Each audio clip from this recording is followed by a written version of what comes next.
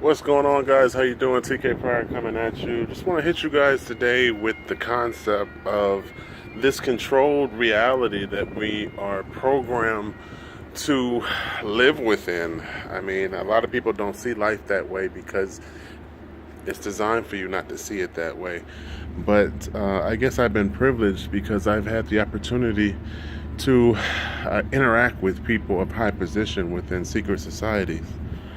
And, you know, the super rich are trained through continuous tests and continuous challenging situations where their thinking is guided and their belief system is elevated.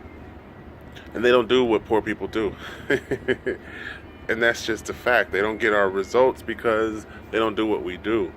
So when you get the opportunity to interact with a super rich person, which you really won't know because they don't reveal their income to you, but when you interact with someone from a high position in a secret society, the information that they have privy to sort of becomes a test in how you present yourself because they're judging you based on what you know and don't know. So if you present something to them that's meant for the masses or the sheep, it's almost an insult, and it shows your level of intelligence and what you've been exposed to or the lack of information that you've been exposed to.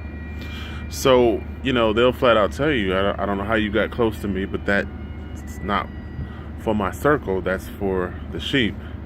They'll flat out tell you, I don't do that. That's not for my level. you know so the issue is that there is a guided programmed mentality that affects the masses and is meant to pacify and control the masses. You mix a little bit of truth with a whole lot of lies and failure, and you keep people subdued. And that's what goes on in terms of what's propagated, what's mainstream. And people believe mainstream.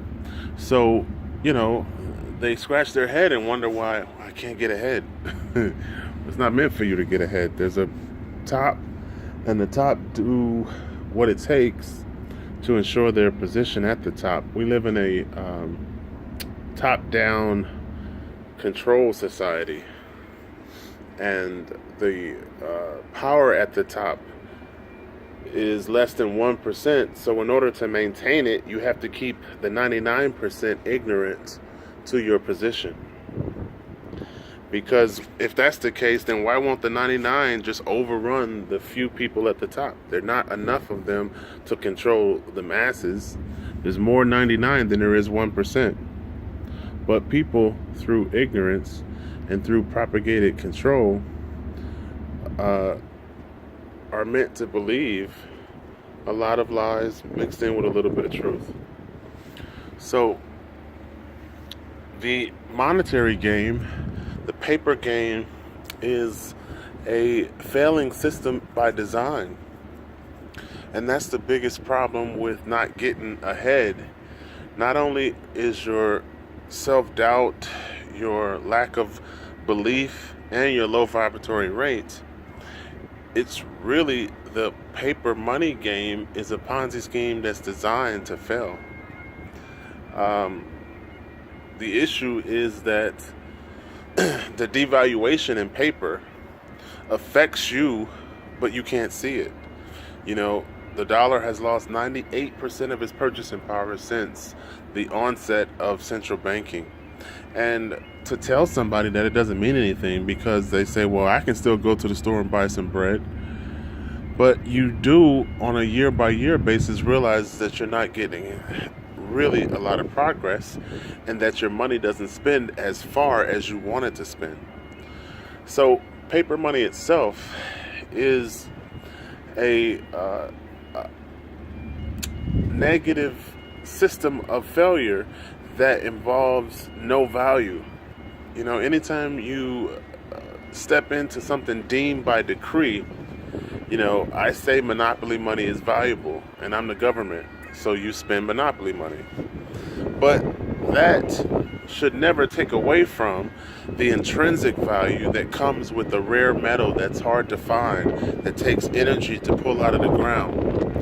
And the same electronic concept applies to cryptocurrency when we talk about things like Bitcoin, a fixed supply of coins, a certain amount of work that takes to produce each coin, and then the limited circulation in which people have that coin is the same principles that you find with precious metals. So we're in the age of technological change, and what's unfortunate is that it's not propagated in the majority or the masses. That's not what the mainstream teaches people. So you're going to find yourself being surpassed by this paradigm shift that's already happened within the information technology space as it applies to money. Trust me, if you are smart enough to own cryptocurrency right now, you're going to find yourself with future wealth, because the future is going in the direction of digital money. Even if you talk about paper money, they're already talking about converting paper money to digital, because 9 out of every $10 are digital. So they're talking about banning cash and making all paper money be digital, so that they can easily control, and the lack that you currently see in your life goes to a whole nother level when, there's a computer glitch and your money's gone. And that's the nature of centralized control when it comes to all digital money. So it's no under the table. There's no under reporting. There's no hiding. There's no, I didn't make that money. It's all digital. I can see it. And it's from a central bank, so I can control it. So this is what people don't understand. And there's less physical paper money in the world than there are digital money that's on a computer. So we're in a situation right now where cryptocurrency gives you the opportunity to step out of centralized control. The money, like Bitcoin, doesn't come from the IRS, doesn't come from a central bank, it doesn't come from anything that's controlled. It's completely decentralized, meaning from one wallet to another wallet. It's an asset that is from person to person. So you become your own bank, you become the asset, you become empowered through freedom, because the money that you have can be generated in Bitcoin and not from a bank that dictates to you what you can and can't do with your money. There's no transmission fees in Bitcoin. There's no asking permission to send money to somebody else. I mean, all of the regulatory constraints that exist within central banking don't exist within decentralized banking like Bitcoin. And that's the benefit of cryptocurrency. So if you're not paying attention to the paradigm shift and you're not willing to acquire cryptocurrency now, you're going to be eclipsed by it. You're going to find yourself victimized by the regulatory changes in cash.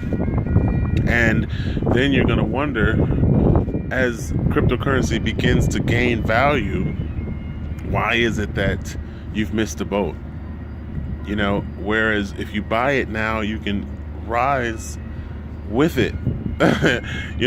Go buy 100,000 coins of some unknown coin that's just starting, and then wait for it to go up in value so that the 100,000 that you have is now equal to $1 or worth $3, or like Bitcoin is worth $1,100.